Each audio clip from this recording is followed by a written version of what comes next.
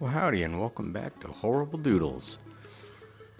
It's getting kind of late today, but as part of my challenge to myself of getting a daily video in, I decided to sit downstairs and do a quick doodle that ends up not being a quick doodle, but I was just having a lot of fun with it, so I kept going.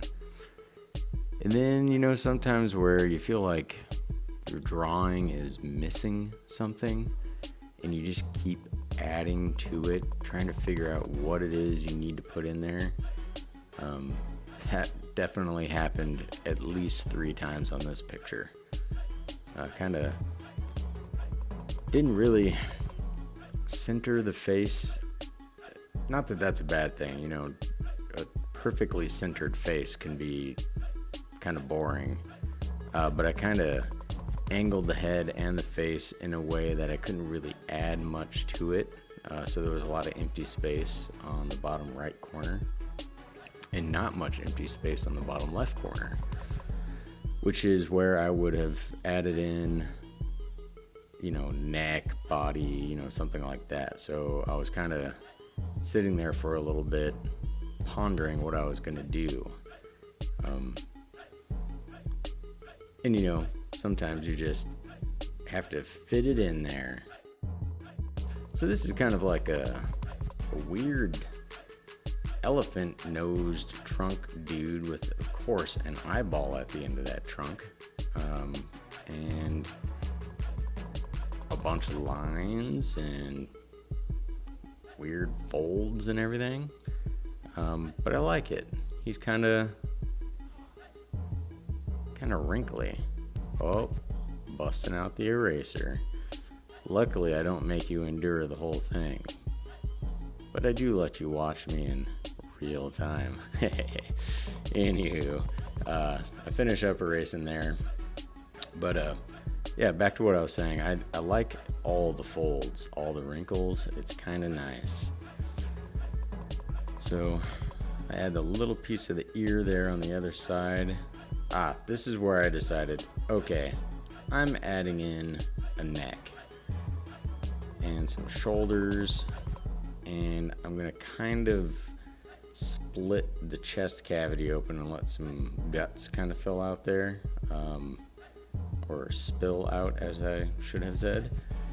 But yeah, it just kind of adds a little bit more to the character. Instead of it just being this weird floating head, now it's a weird head attached to a floating torso. So there you go.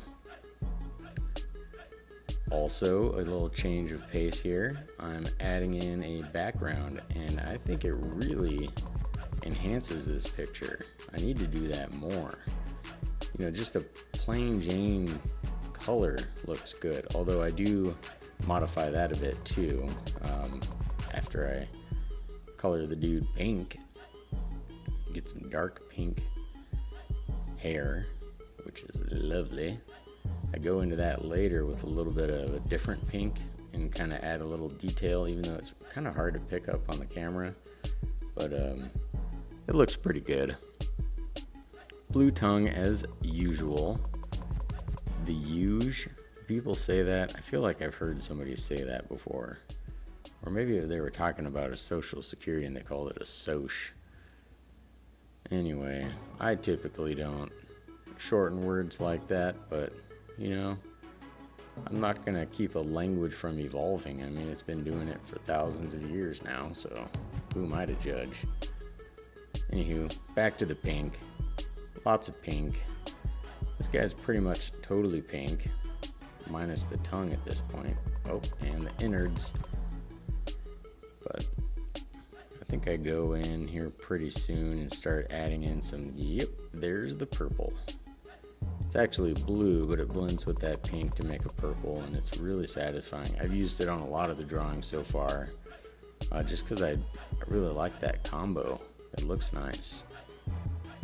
I don't go all the way with it though, like I had been. Typically I'd lay down the pink and then start doing this purple color over most of it and leaving just a little bit of pink as the highlight. But in this case, I just do the shadow as purple leaving a lot of the pink, and it's just a little,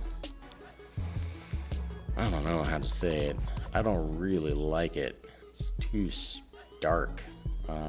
So I kind of go in with the warm gray and kind of darken in a few areas, which kind of makes it blend in a little bit more. But then I go crazy later and I start using that darker pink in the, I flipped the page over just a second ago.